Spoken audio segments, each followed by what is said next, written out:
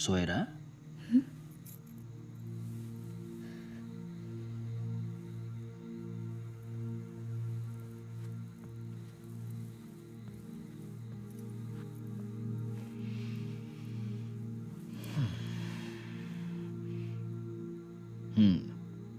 काय झालं?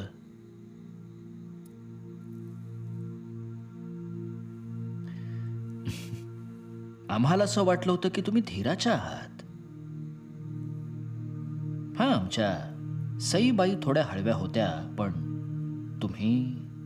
इकडच्या स्वारींनी थट्टा करू नये. पेटत्या होडव्यात तुम्ही एकटे जात नाही, आमचं कुंकूही जातं. त्या अफजल्याच्या वेळी तुम्ही गेलात तेव्हाच्या काळरात्री अजून स्मरणात येत.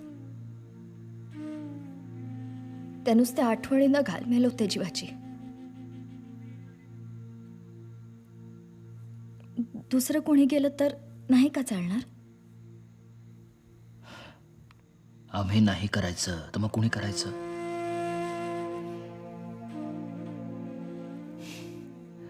आमचे हे जिवलग आम्हाला राजे म्हणतात.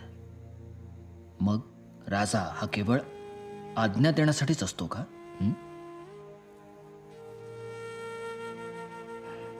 शिपायांच्या रक्तावर वाढत जाणारी गादी नाही आपली सोयरा. मराठ्या भावांच्या रक्तात रक्त मिसळून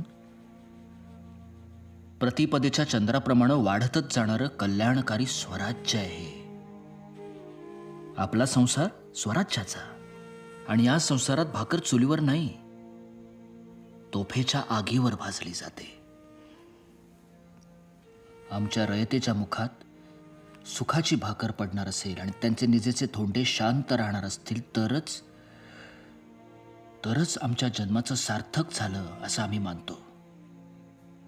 आणि आता या स्वराज्याची धनीण म्हणून सोयरा, तुम्ही हे स्वीकारायला हवं. हो. अरे वा, या. तानाजी काकांनी अस्वलाबरोबर कुस्ती केली. हो. मग आम्ही त्यांच्यापेक्षा मोठी होणार. आम्ही वाघाशी कुस्ती करणार. वा सोयरा, पाहिलात हा वाघ? याला तुम्ही सांभाळायचं.